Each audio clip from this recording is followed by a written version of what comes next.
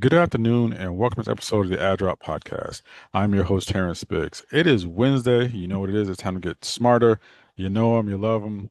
He is El Segundo, California's favorite son, and the pride and joy of Cal State Northridge, along with being the managing editor of Last Word on College Football, Tony Siracusa. What's going on, Tone? Hey, what's going on, T Biggs? You're right. You ready for another El Segundo Hall of Fame little Forever, bit? All right. forever. In the El Segundo Hall of Fame is a gentleman named Joe Caravello. Joe graduated from El Segundo High School 4 years before I did. Went on to play some college football and got a short run with the Washington Redskins, the NFL, and has got a Super Bowl ring. The only El Segundo player who's got a Super Bowl ring. And I know that I don't have to think about when Joe was around high school and when I was, because those were memorable times when you went into your freshman year at El Segundo High School, and we were not yet at a stage of society where hazing was frowned upon. Hazing was still very much a thing. And that was, so let me paint a picture for you. It's the early morning hours after your middle school graduation dance and your graduation ceremony. And in El Segundo back then, you could count on a rising high school senior knocking on your front door, coming to pick you up, usually in their truck or family van or whatever, for the day's activities. Because first day of summer is first day of hazing.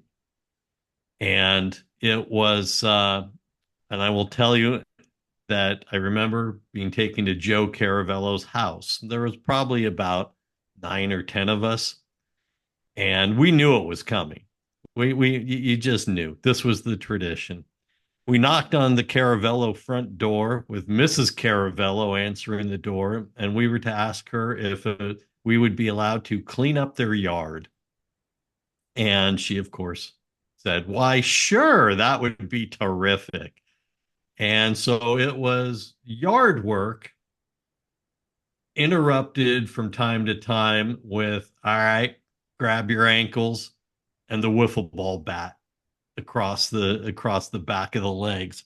Now, those of us who knew what was coming wore blue jeans, multiple pairs of underwear. It didn't matter how warm it was. You were not wearing shorts. You were wearing a long sleeve shirt and blue jeans and any other kind of protection you could get away with. So this was the morning, and there was hazing for the girls also. The girls were brought to the Caravello house to make breakfast, presumably for us, but no, it was for the high school seniors who were there, as the overlords of the Caravello domain.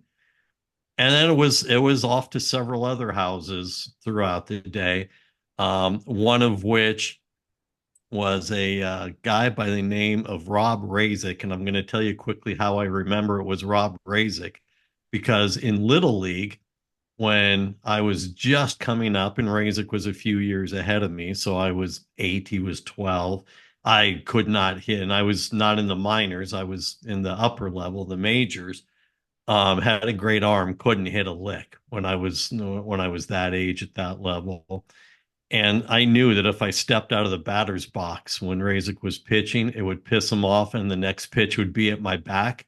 So I would do it, intentionally get hit, and take first base because I knew I couldn't hit off of him.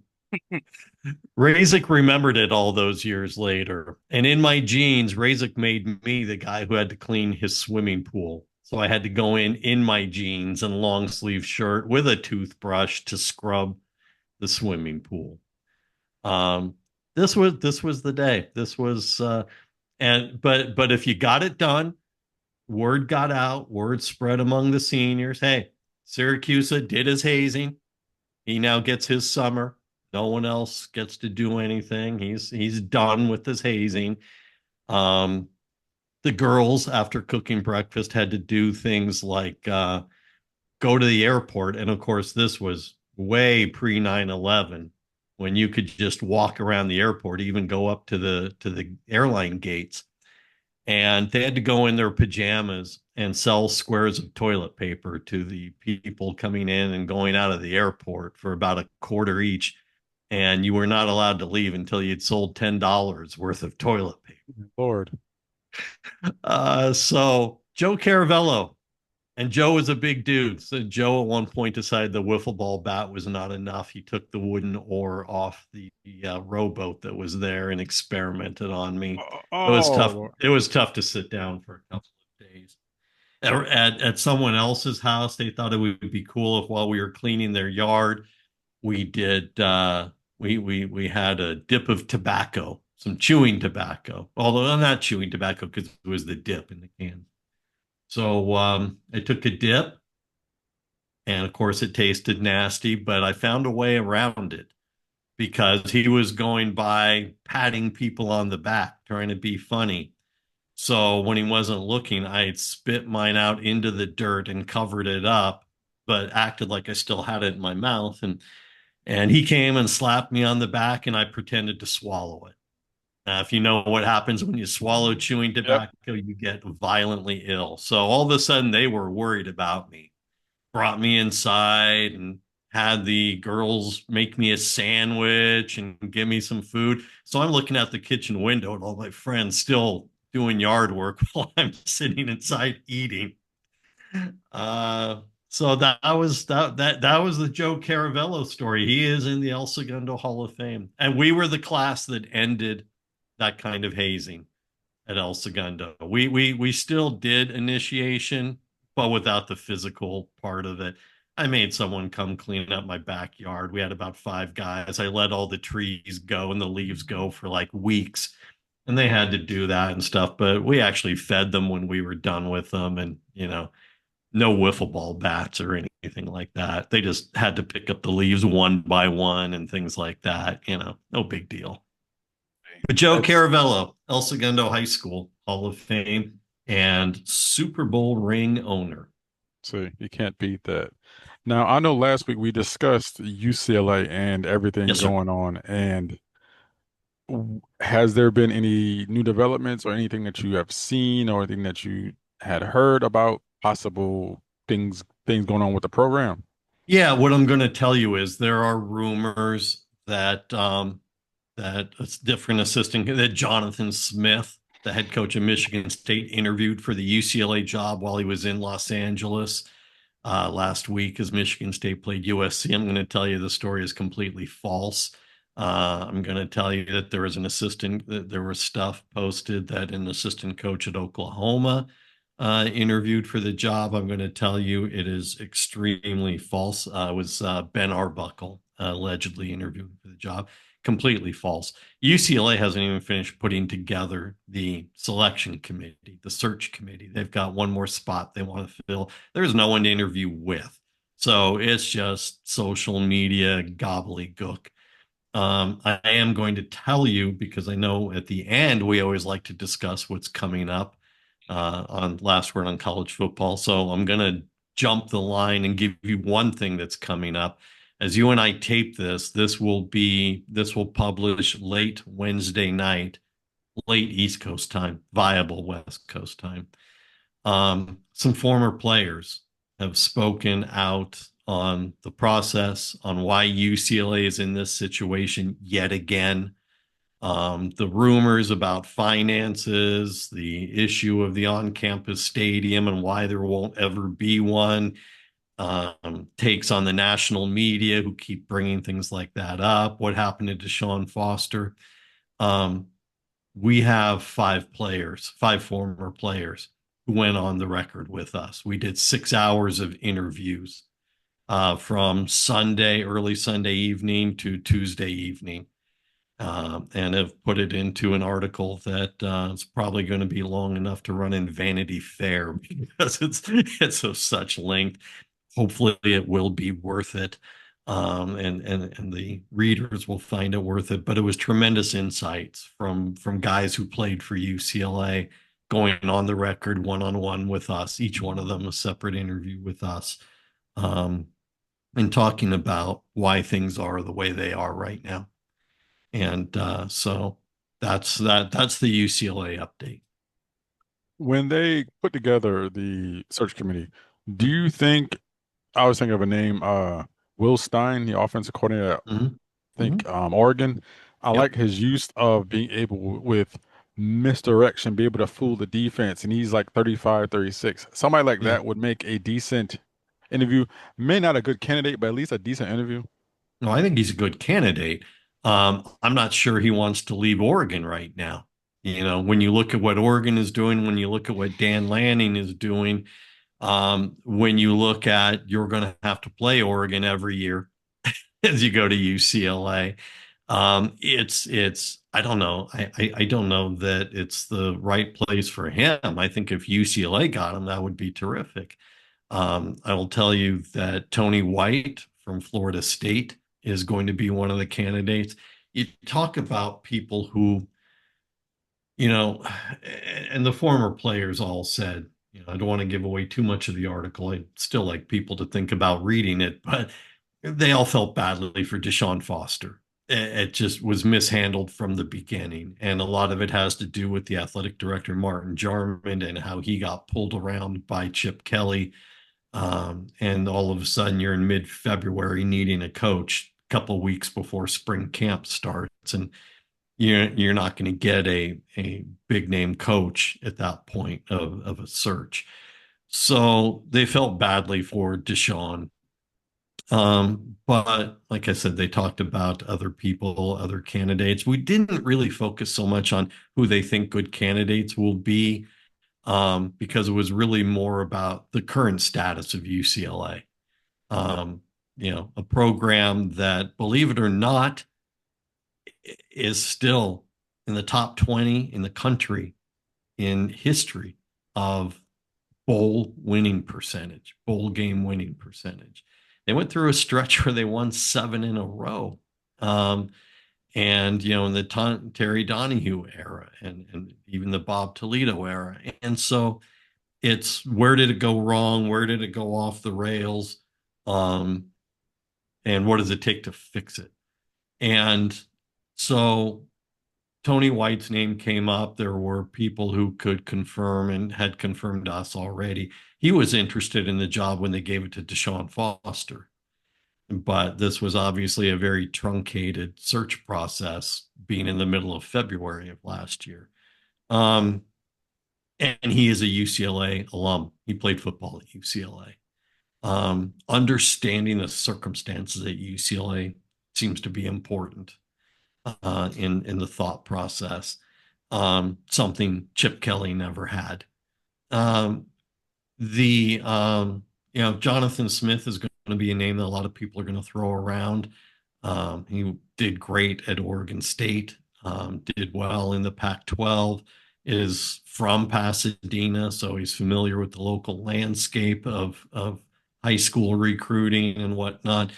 But you got to ask is, I like Jonathan Smith. I think he's a terrific coach. But when you're bringing out the paddles in the emergency room, trying to shock the program back into relevance, um, is Jonathan Smith the guy who's going to go light fires of excitement Oh, in the recruiting base? I don't know.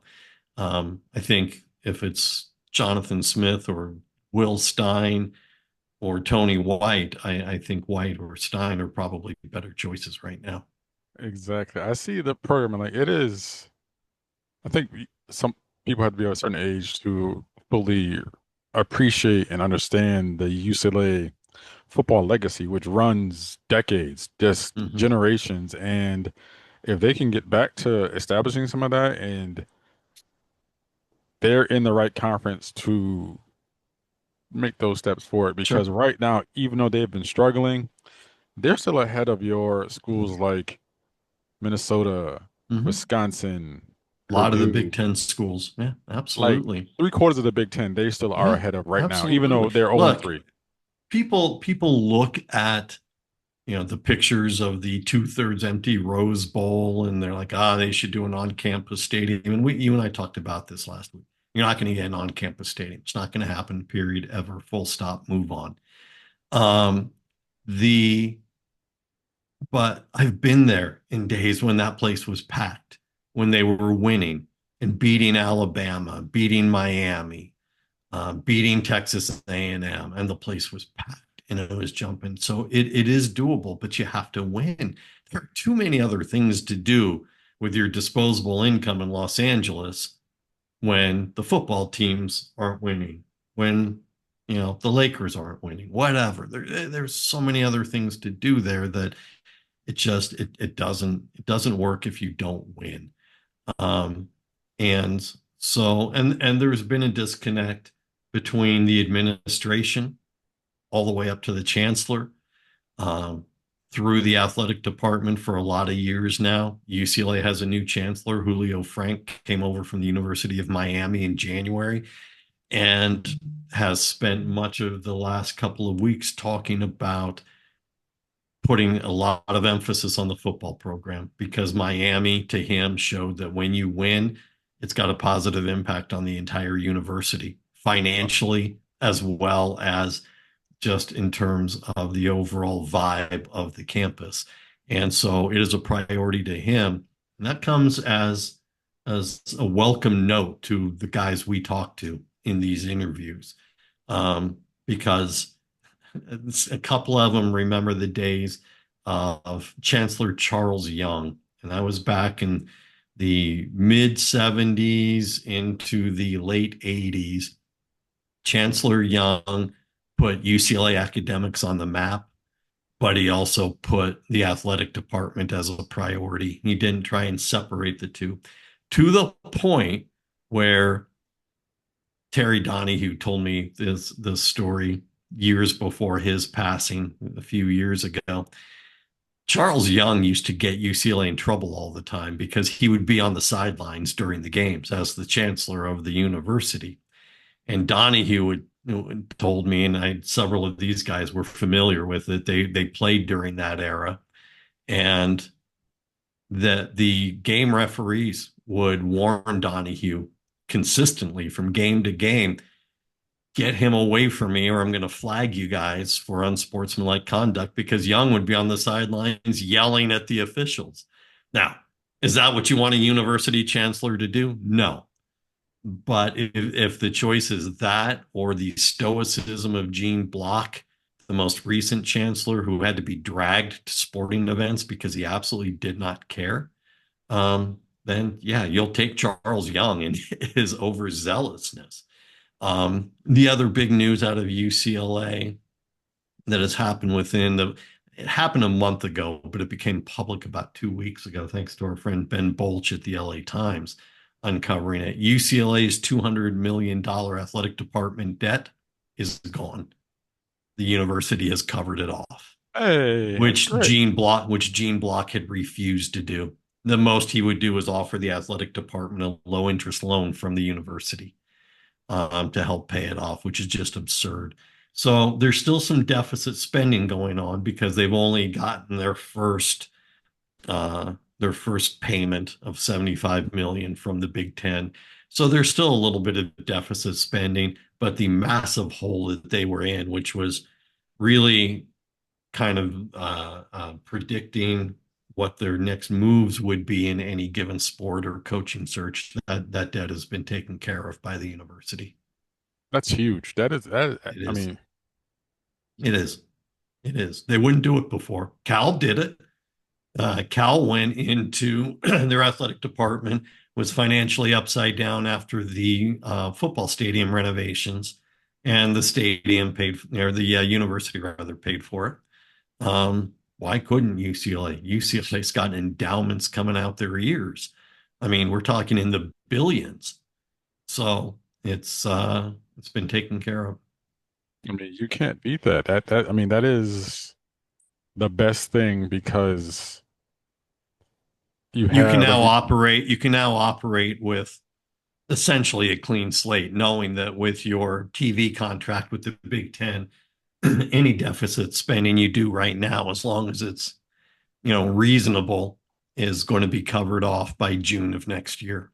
Exactly. And I mean, it's those little things that make it's little things that make, like schools have that renaissance coming back to the Yep. football picture. Like I Yep. said, you, the football program is a lot like the Knicks, is a lot like when they're good, the sport just feels better. It just feels like, Sure. oh, it feels like it has more of a profound meaning. Like, Hmm. and all LA teams, people in small markets here can't stay when I say this, but all LA teams, all Chicago teams, all New York teams, if they're good, the sport is just good. It like Agreed. regardless, it just feels like those moments where it could be the World Series, it could be, it could be the Super Bowl, it could be whatever, and it's just It's on a bigger stage. exactly, and it It's on makes a, it's us, on a bigger stage. and I think it has a trickle-down effect to all of the other local all of Sure. the, local programs in the high schools and stuff. And Sure it does. side note, there was a graphic put up about the most expensive high schools as far as the football powers. Hmm. Some of these schools, like to go to IMG Academy, is 60 Yes. grand Yep. For high school. For high school. and it's 95 with room and board. Right. What? Right. Which IMG is not a commuter school. Most everybody who goes there is living there. Yeah, And I noticed that a few of the California schools are definitely up there. they are. And I'm They like, absolutely are. It's staggering. Um, Her daughter, when she was being, I use the term loosely, recruited for high school tennis because the private schools can and will recruit. They do because you can live wherever. I mean, if it's a public school, you have to live in that district. It's a private school, So she had I'm going to say three of these area high school coaches showing up at her USTA matches when she was in middle school, keeping an eye on her and so on. And one of the schools is a tremendous school. It actually has a middle school and high school on the same. It's the same school, but the campus is so big that they're completely separated by a huge amount. But even their middle school has, a competitive tennis team and a track and field team and a basket, and I'm talking competitive, not like we go outside on the blacktop and play. I'm talking competitive. And It's got a tremendous uh, athletic department and at the high school level. Matter of fact, the Holiday family, Drew Holiday and Justin Holiday yes, and so on. They had a sister who also went to UCLA. There are three brothers. They all went to this school, Campbell Hall, in Los Angeles. And their mom was the girls' sports athletic director at the time. And they were looking at Abby and so on, but there is no financial relief at that school. And it was about, and this is what, 15 years ago? Nah, not that long ago, 10 years ago. And it was about $52,000 a year. It's like, no, no, no, no, imagine no. that. Now, Very nice, very nice of you to come watch her play, but yeah, no, not in a million before years. we jump into games, I got to ask you a Yeah, question. sure. Watching Clemson go lose again, and I know that the missus is a proud South Carolina fan. How She is happy a does this make her? gamecock. How happy does this make her? She spent a lot of time as we watched that game together. She spent a lot of time trash talking Dabo through the television. Our big screen was getting a lot of her vibes because I went in. Well, I've got three TVs in my office. I went into the family room to watch that game with her, and yeah, she was doing a lot of trash talking to Dabo, and yeah, I'm sure that impacted his mood in the post press conference, because she is a devout Gamecock, no question about it. And that was just stunning I mean, remember when we talked about that game last week, we said, how is Clemson a 17 and a half point favorite? And I thought Clemson would win. And then once Syracuse lost their quarterback in Jelly, I was like, oh, wow, this is going to hurt. Wow, wow, wow. I mean, Clemson's offense still had 500 and some odd yards, but their red zone offense is terrible. It's 100th in the country, somewhere around that in the red zone. Their defense gave up, not only to Angeli, but then to the quarterback Rhodes gave up, what was it, like 445 yards Yes. with half of that going to a backup quarterback. Wow. I mean, in what and I'm willing to sit here and say, hey, I was wrong. I was wrong not just about that game, but about Clemson overall. I picked them to win. They in the ACC voting, there were only two voters who did not pick Clemson number one. Somebody picked Virginia Tech, Oh no. which I got to assume was a local newspaper guy or one of their bloggers or whatever. And someone picked Miami. Wow. I mean, 1-3.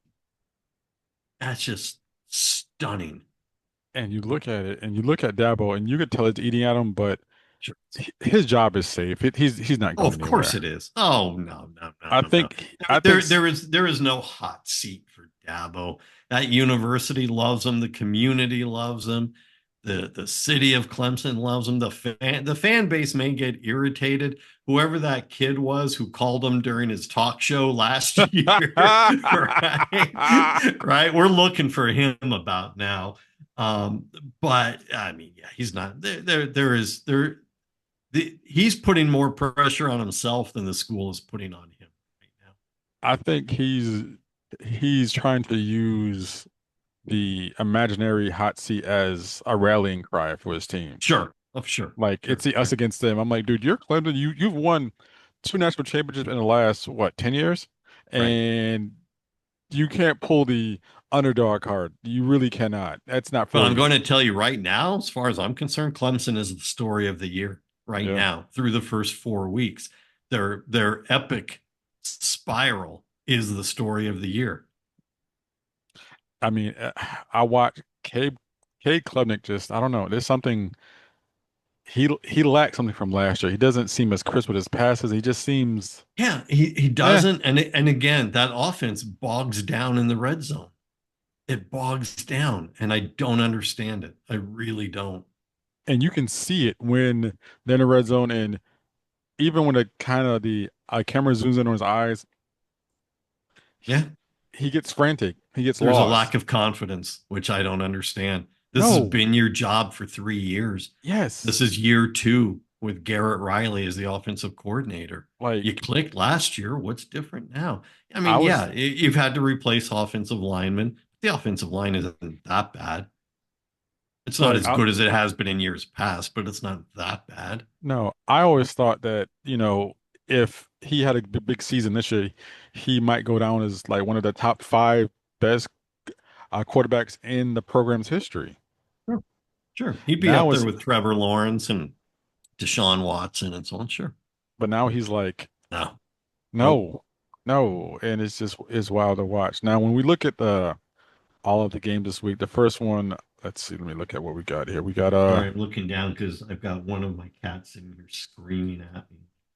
What? FS, FSU in Virginia. Yes, on Yes. paper, this game may not seem like it's kind of fun, but you have in FSU the second ranked run game in all FBS. They 363 yards a game versus the 31st ranked run defense Hmm. in Virginia, which is 100 yards a game. That's gonna be fun. And then you have the battle of offenses where you have FSU who loves to run. Castellanos has 38 passing attempts, 27 rush attempts, so he really doesn't throw the ball too often against not against, but on the other side, you have the fifth ranked offense in all of FBS. They Hmm. average 564 yards a game. Why do I feel this game will be a shootout? Oh, here's the thing. You said, may not look fun on paper. If you don't think this game is fun, then you don't know what you're watching. This Exactly. game is going to be fun. Florida State's 3-0, Virginia 3-1. Finally, some sunshine on Tony Elliott's face at Virginia. Um, Part of the thing with Castellanos and only having 38 passing attempts is his shortened play. I mean, Florida State beat Alabama in the opener in what seems like a long time ago, and then they beat up on East Texas A&M and Kent State.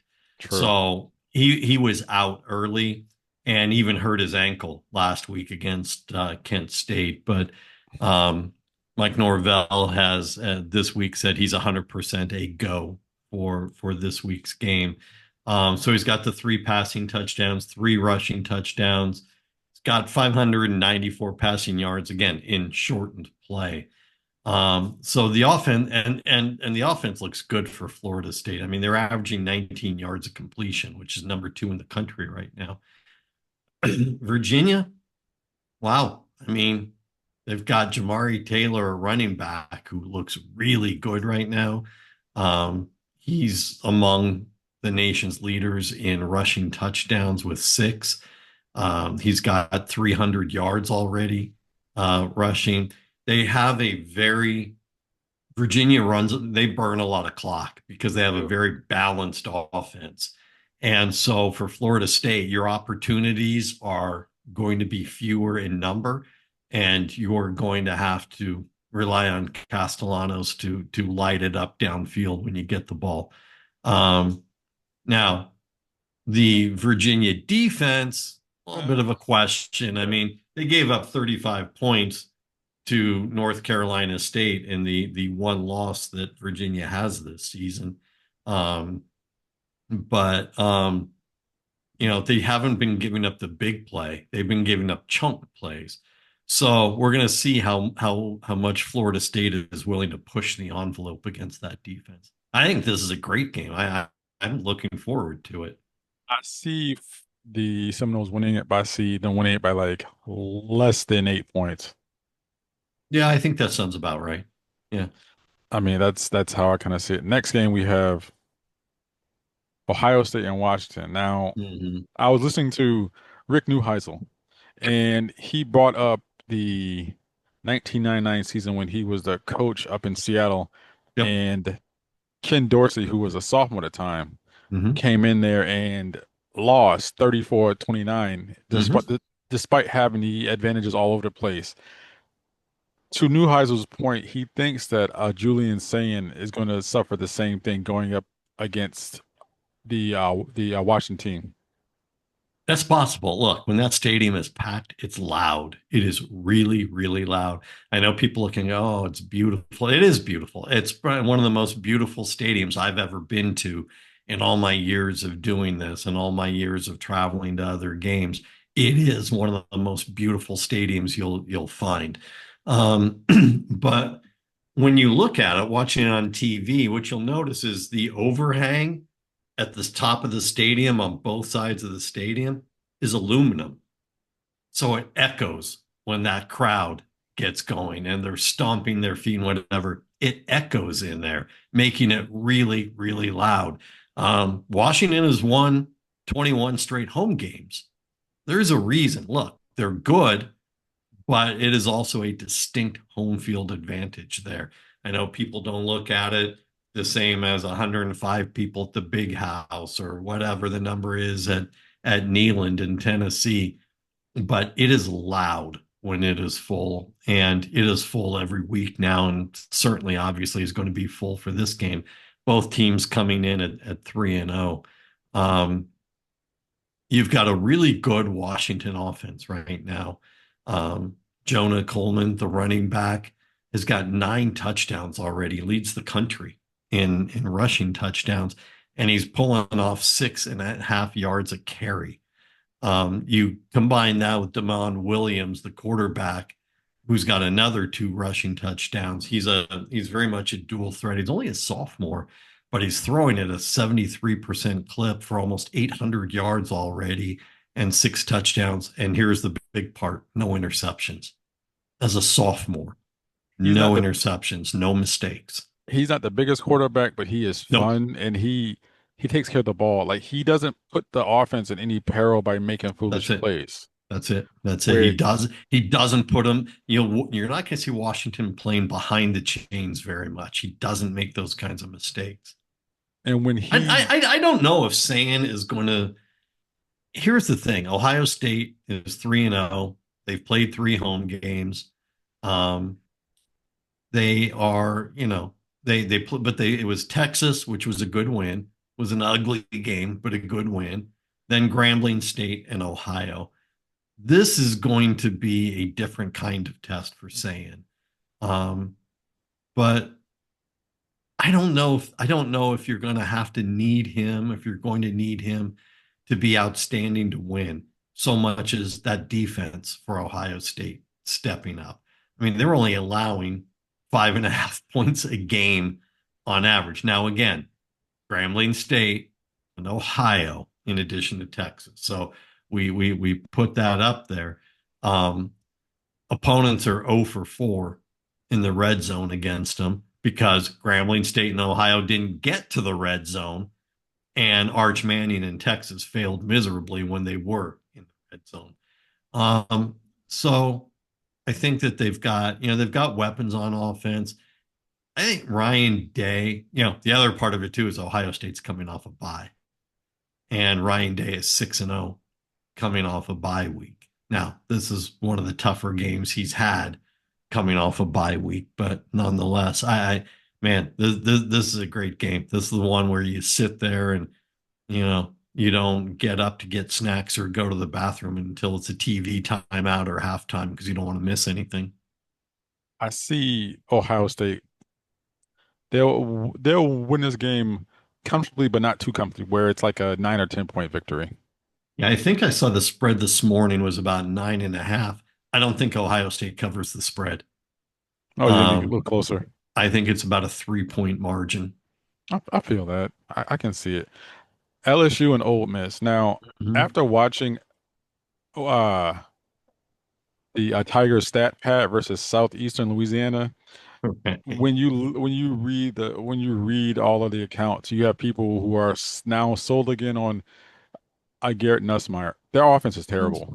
Yeah, it Their is. offense, like, it's bad. Like he makes some of the worst decisions that you will see for a quarterback with that much experience.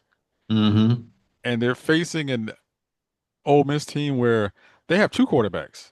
They have the Hmm. guy who was a Ferris State transfer, and they have Simmons, the other guy, Hmm. and Austin Simmons, yeah. Austin Simmons. And I feel as though this might be the game where people start looking sideways at Brian Kelly in that offense. This is a game where I think Ole Miss runs away.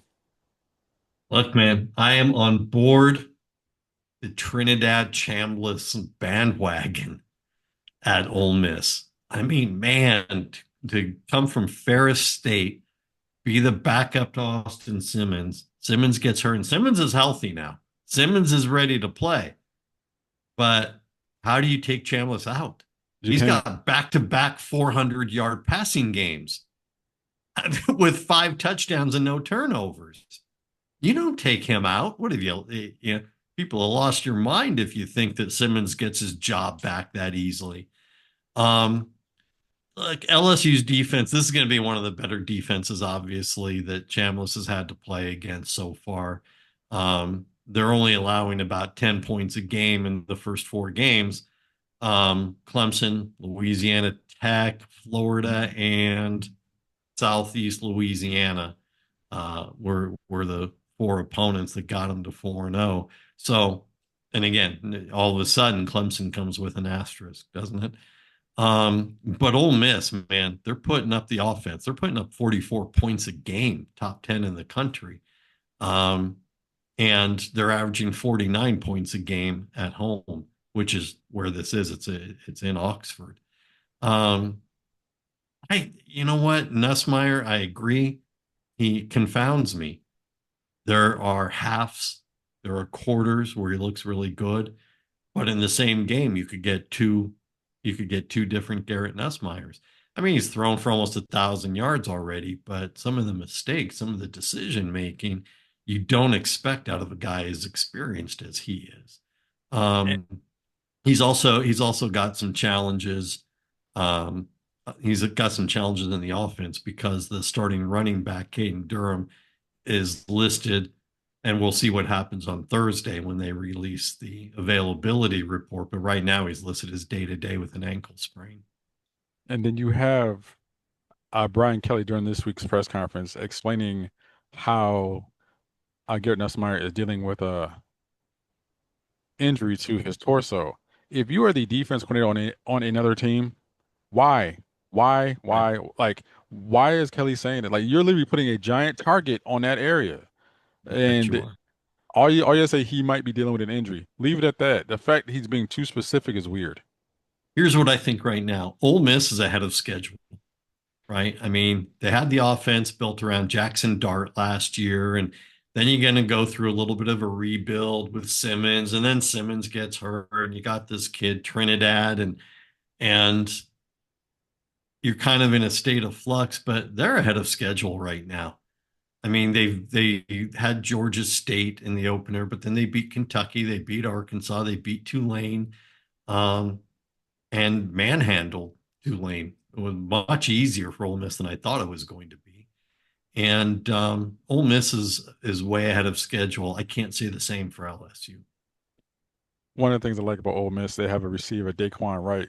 He Yep. averages 26 yards a catch, and you gotta love Yep. that. You gotta love, and he has eight catches, just eight catches on the year, two touchdowns. That means he's Well, and you look at it, a lot of it is yards after catch. yep, He's got speed, he's got great route running ability, and he's picking up a lot of yards after the catch. exactly. Oregon and Penn State. Mm, One of the interesting stats I looked at, Dante Moore has 60 college carries, zero touchdowns. strange, isn't it? But he is having a hell of a season. And as much as I like what Penn State is doing with Drew Allard in that running game, this is, I don't know. I just feel like Oregon is just that much better. I do right now. You look at, I mean, this is a rematch, obviously, of the, championship game, the Big Ten championship game last year. And you look, I mean, Aller is doing well. He's thrown for a little over 600 yards. He's got the 4 touchdowns, 1 interception. They played Nevada, FIU, and Villanova all at home. Wake me when you play somebody. Oh, wait, that's this week. Um, on the other side, you got Dante Moore, the UCLA transfer, who Chip Kelly ran out, according to Dante's grandmother and her DMs to me as he was transferring back to Oregon to play behind Dylan Gabriel last year. He's got almost 1,000 yards already. He's got 11 touchdowns passing with just the 1 interception. And they've been dominant. They've beaten Montana State, Oklahoma State, Northwestern, and Oregon State. So not huge, but certainly some competitive football. Um, and so I think there's an interesting caveat in this, and that I think is on the other side of the ball. From we were talking about Aller. I think the interesting caveat is Penn State's defense because Jim Knowles is the defensive coordinator at Penn State now, and he was the defensive coordinator at Ohio State last year when they beat Oregon. So I think it puts in some interesting twist into the storyline. Dante Moore has been great. Dante Moore has never played in Happy Valley during a whiteout game in a packed stadium, and he's never played in anything even like it. Um, and I think that this winds up being a statement game for Drew Aller because every year we wait for Penn State to choke away a game against a top 10 opponent because they often do, certainly in the James Franklin era. So I think this winds up being a little bit of a statement game for Aller, a challenge for the Penn State defense to stop more. Um, I didn't check the spread on this morning. I think Penn State beats them, but I think it's close. So yeah, I think that yes, I just this one is a kind of a pick on to me, even though I feel as Hmm. though this, it's that Oregon might be that much better. The environment Yeah, is it negates a lot of the advantage, absolutely and does. for me, it's a Absolutely does. definitely it feels like a pick 'em. Now, Alabama takes the trip to go to Athens and face Georgia. Kirby Hmm. Smart has, I think they said 19 career losses. Six of them are to Alabama, Right. and it just he's it just I mean, he Georgia hasn't beaten Alabama even pre-Kirby Smart. Georgia hasn't beaten Alabama since 2007. So, ouch. and I just this this Georgia team feels on offense different, where they have Stockton, who is he's different than Beck as far as he doesn't have as happy feet as Beck got, when he was with the Bulldogs at times. It just their offense doesn't feel convincing. I agree with that. I agree with that. It's Stockton has played well. I mean, he's completing 70% of his passes, hasn't thrown an interception, but also hasn't really lit up the offense either. Mm-mm. Um, and he doesn't, he's gotten good enough weapons. They're not the same weapons that Beck had, but they're certainly good enough. Um, they're coming off a bye week. They're 3-0. They're 1-0 in conference, and they're coming off a bye week. Um, but I got to be honest with you, Alabama, even with the one loss to Florida State, and they're 2-1. I like Alabama in this game because I like Ty Simpson, and Simpson leads the country in passing efficiency right now, or leads the SEC. Sorry, not the country, but he leads the SEC in passing efficiency. Um, Again, no mistakes out of him, but 9 touchdown passes compared to the 4 for Stockton. He's moving the ball. He's moving the offense. And so I like the way they're using Simpson. I like the way Kalen DeBoer has brought him back from that Florida State loss when, everybody knows any loss at Alabama and, Kalen DeBoer is getting the hate mail. Um, but I like the Alabama offense better than I like the Georgia offense. Like what you said, it just doesn't feel like it's clicking on all cylinders right now in Athens. When I look at Ty Simpson, I think of Kyle Whittingham, the coach of Utah, where Mhm. he likes older and mature players. Like Yep. that's how he helps his system. Ty Simpson kind of has that working for him where he sat behind Miller. He sat behind a Mhm. while, but yet Yeah. he stayed and he waited Right. his chance. And now this is his chance. And Georgia, for as great as they have been in recent years, Alabama is just their kryptonite, and I think it continues to be so.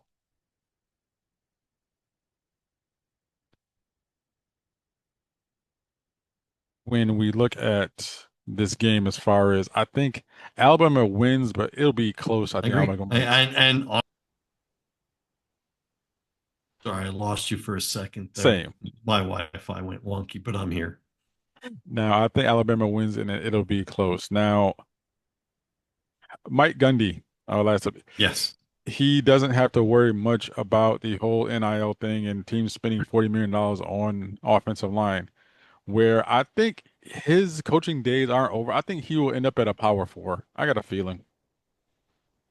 Yeah, I mean, I think so. I don't look. I think he needs some time because I think if you're Gundy, you're probably very bitter about the Yeah. dismissal, and I don't blame you. I mean, look, the guy spent 3 decades at the university as a player, as an assistant coach, as a head coach. Um, you were the face of Oklahoma State, and now you're gone. Um, and you didn't go quietly. You went over the last 3 weeks with a lot of uh, grievances, right? You were Frank Costanza making your family grievances. You were turning every week into Festivus. Um, so I think there needs to be some time away. Maybe he winds up as an analyst somewhere for next season. An offensive analyst, a defensive analyst with some program, um, and let some distance come between you and your recent history. Mike Gundy goes full Howard Beale and just loses it the Yes. last couple of weeks and Yeah. just Yeah. won't stop. And now it's here. Now with That's just him, it. He won't stop. And it's not, again, let's not pretend like Oklahoma State doesn't have financial resources. Of course they do. And they've had them all along. Do they have the same that Nike is spending on Oregon? No, no, but it's also Oregon wasn't, I mean, Oregon doesn't really have a $40 million payroll either, like no. Gundy proclaimed. So it's a lot closer than what Gundy made it seem like. And frankly, it's not like you're just losing to Oregon, right? I mean, 2 years ago, you were competing for the conference championship. Last year, you were getting beat on by everybody, regardless of how much money they spent versus how much you spent. Yes. You were losing to teams that had the same financial challenges you do. So it's not a money issue. No, It it's really isn't. The money's going to be there to attract a good new coach, also. I really yes, believe. I agree. One of the names I think of is Zach Robinson, former quarterback at Oklahoma State, current offense coordinator of the Atlanta Falcons. Mhm. He he would be a perfect fit going back to his alma mater. Now with I also think you have to call Jeff Traylor at UT San Antonio. that's smart. He has done great things there, but let's face it, there's a ceiling as to And what you can do with UTSA. And if he hasn't hit it already, he's close to it. He's been in the mix before for job openings at Texas Tech, and he was an assistant at SMU and an assistant at Arkansas. I think he knows the Texas recruiting landscape, which is critical for any Oklahoma school. I think he'd be a great candidate for that job. with Gundy's dismissal, there are now 10 coaches who are the longest current tenured in FBS. Can you name them? I saw a reference to it the other day, and I mean, obviously Dabo's on the list. He is Um, fourth. he's fourth. Um, is Kirby on the list? No. No, okay, hasn't been in Georgia long enough. Uh-uh. Um, wow. Oh, Kirk Ferentz at He's Iowa. he's won since Yeah, 1999. yeah, sure, sure. One guy we Um, just mentioned, which would be Kyle who? Whittingham. Oh, sure. Gosh, how did I forget about Kyle? He's two. Okay. All Three right. and 3 and 7 are from the military academies. Oh, so you got Monken Yep. at He Army, yep. and it would have to be the Air Force coach because I know there was, Navy changed coaches a couple years ago. Troy Calhoun since Yeah, that's right. 2007. Then it's Dabo, Dave Doran, believe it or Right. not, Sure. Mark Stoops, and Wow. then there's a three-way tie for eighth. James Franklin, Chris Creighton of Eastern Michigan, and Chuck Martin of Miami, Ohio. Wow. Wow. Now, Chris Creighton might have the worst Dave job. Clawson would have been on that list if he'd stuck around. Exactly. He definitely he made a top 10. he'd had 11. He finished 11 years at Wake Forest. This would have been year 12, so he would have been on there. Chris Creighton at Eastern Michigan, before he got Mhm. there, the school in their FBS history since 1970 had 4 winning seasons. He's had 4 winning seasons in the last 11 years, Right. and they're still under 500 because it is an impossible school to recruit Sure it is. because Sure it it's is. just no one wants to go to Ypsilanti, Michigan and do anything. It's there are places in this country that it is tough to recruit. And that is definitely Um, one. that's why I mentioned Jonathan Smith and the job he did at Oregon State. Corvallis is not an easy place to recruit. But I think at some of the smaller schools, and we've talked about this, and during the off season, really, is you have to really start to talk about, you're going to lose players to bigger programs. You know that you're going to recruit a bunch of two-star players and three-star players and develop them, and they're going to leave it for bigger money or any money and bigger programs. And I think at some point, some coaches are going to have to start using that as their sales pitch. Understand who they are, understand what your lot in life is, and use it as, hey, three-star recruit. Look, man, you're not getting the love from, whatever, name the school, Michigan, Michigan State, Ohio State, any of the Big Ten schools, because they're filling up with five stars mixed in with the transfer portal. Very true. And so you come here, we're going to develop you. You know what? After 2 years, after 3 years, you want to move on, we'll help you do it. Just be a solid player and commit to us for 2 to 3 years. Exactly. Tone, what's coming Because up? because that's those are the players you're going to get.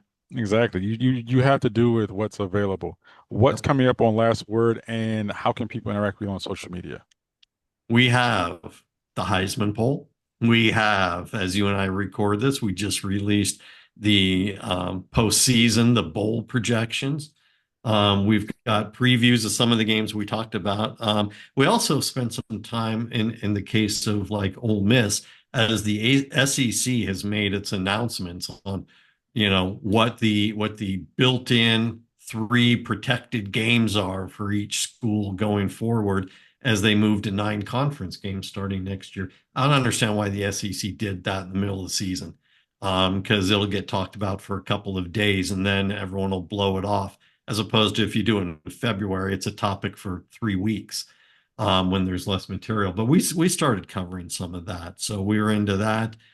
Some game previews. Georgia Tech is going to Wake Forest. I expect big things from Georgia Tech this weekend. And like we talked about earlier, a deep dive into the morass that is UCLA football right now. Uh, Tone, as always, thank you so much for joining us on this episode of the AddDrop Podcast. All right, man, be well.